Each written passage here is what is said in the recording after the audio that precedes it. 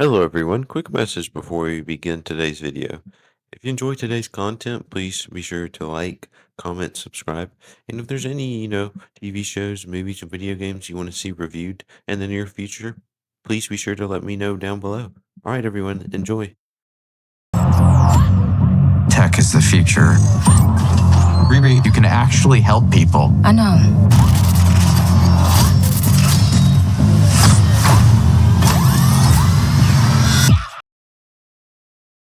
Hello again, everybody. Today we're going to be doing a review of Marvel's latest TV show, Ironheart.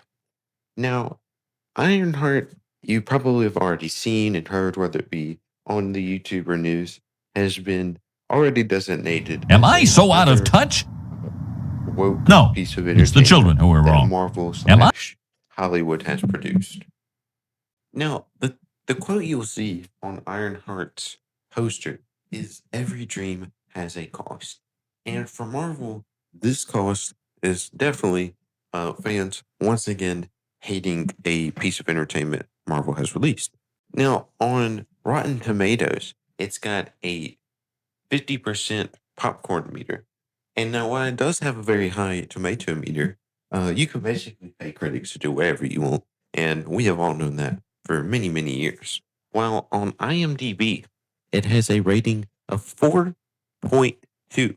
And just to put that in perspective, it has Sharknado. Not even Sharknado 1. Sharknado 3 beat by 0.1 stars.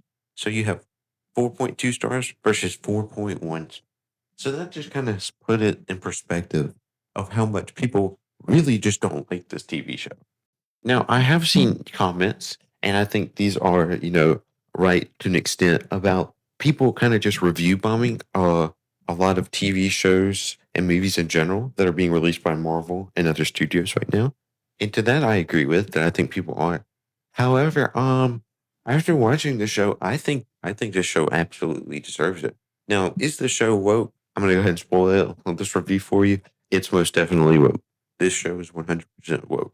However, that is not even the show's biggest crime per se, if you want to consider that a crime. It's how boring this show is. Oh my god.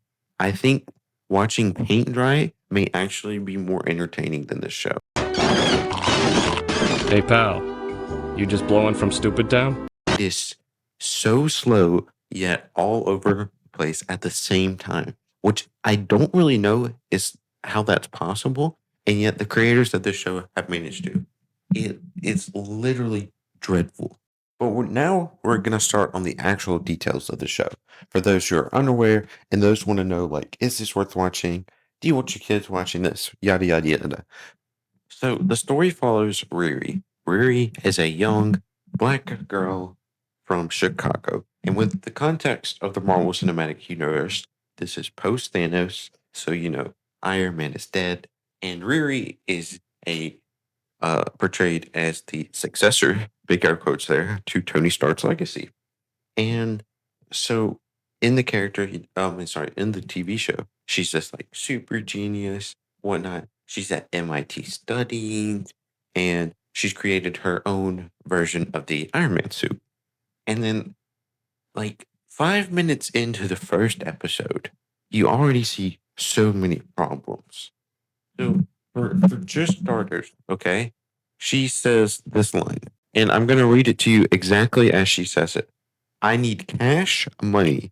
Do you think Tony Stark would be Tony Stark if he wasn't a billionaire? No shade. That's just how the way the world works.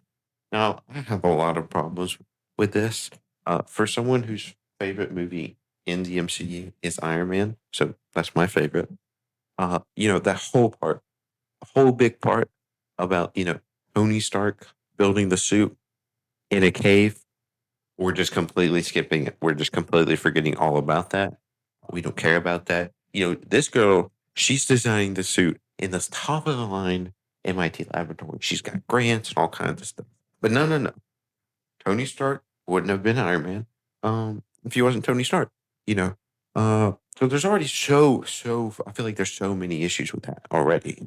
And then, but then what starts moving the plot forward is the fact that she gets expelled from MIT. Now, are you thinking, what does she get expelled from MIT for? Is it something that like she got framed for? No, no. She needed it goes back to that thing about her saying she needs more money. So what she started doing was she started selling creations and such and like plagiarizing in order to raise more money. And then it's supposed to be this boo-hoo story that she gets expelled from MIT for breaking the rules. And all I can really say to that is, Pikachu's face, me when I face the consequences of my actions. And I also think it's a huge disservice to the Iron Man, to the original Iron Man, because one of the central points of that movie and the character is that he faces the consequences of his actions, and that's what causes him to change. That by making weapons, he sees that's what kills, the soldiers he was traveling with, and that these terrorists were using his weapons to kill people. And so that's a huge part of his, character. It's what causes him to change is that these consequences of his actions. While while our character in Ironheart just absolutely skirts around all of their consequences. They don't suffer they don't only suffer those consequences of those actions like that. They're just trying to find workarounds. And we see in her effort to get money, she joins, a bunch of criminals in order to, plan a heist in order to get money and whatnot. And then we also see that she blackmails people for parts. And it's like all these actions. And I think I can see what they were trying to do is do some sort of like half down the dark side style and do a redemption. But it just like absolutely failed in every way possible. So this show's definitely going on the series we'll watch that I am making. But I also did want to comment on the fact that you've also probably seen this in the news that this is the first Marvel show with a drag queen style character who reflects that in the show. Uh, they're called like they, them in the show and whatnot. Honestly, I just don't care. I really don't. And I don't think anybody else cares because it's so forced that it's not even funny. And I actually think it's kind of a disservice to the actor because Marvel's not doing it out of the love of their heart. They're doing it because they'll think it'll get them some brownie points with, like Twitter and people on the internet and whatnot. But that's really all I have to say about my review of Ironheart. I mean, I definitely don't think it's worth watching. It's definitely whoa. And that's all I have for today. And also, I would like to say that this video may not be the best because I'm still learning, but I'm always going to improve. And that's a promise that you can count on me to keep. And that's what I'm making to you is that I'm always going to improve my content.